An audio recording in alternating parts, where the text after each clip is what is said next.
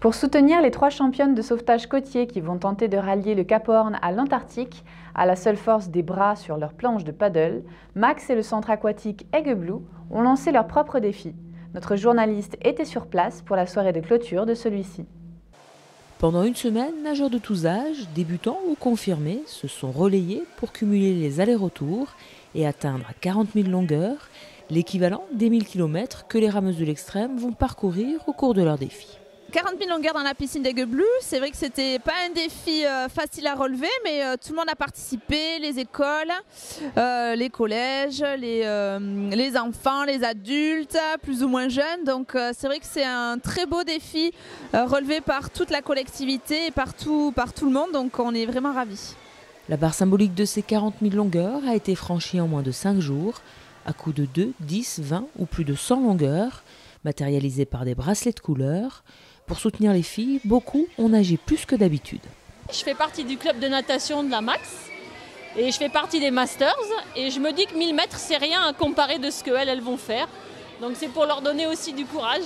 Moi, avec nos 3 entraînements, au total on est dans les à peu près 6 km et je me suis dit aussi qu'elles allaient faire beaucoup plus que nous, alors on pouvait aussi en faire beaucoup pour elles et pour les soutenir.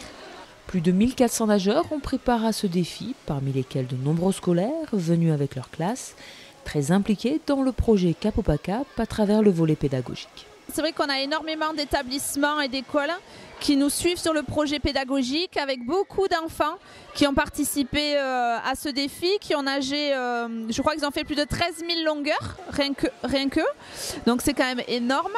Et notre objectif, c'est effectivement de sensibiliser à la protection de l'eau et la sécurité de l'eau au travers des enfants, puisque ce sont les adultes de demain. Et puis quand ils rentrent à la maison, qu'ils racontent ce qu'ils ont fait dans la journée, c'est eux aussi qui vont transmettre cette protection de l'eau au reste de la famille.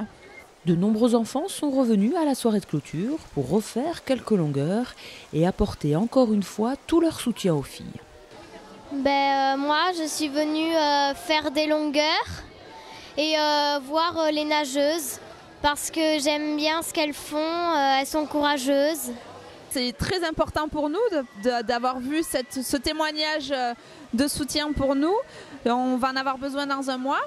Donc je pense que quand on va vraiment être dans la difficulté sur la planche ou à bord du bateau, on repensera à ces 56 000 longueurs maintenant qui ont été faites par tous ces Landais pour nous soutenir, et ça va vraiment nous aider pour continuer à avancer.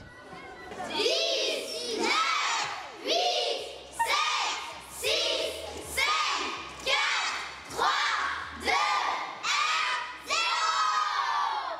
0. Prochaine étape pour les filles, le départ pour le Chili, prévu le 8 décembre, où elles attendront la bonne fenêtre météo pour prendre la mer.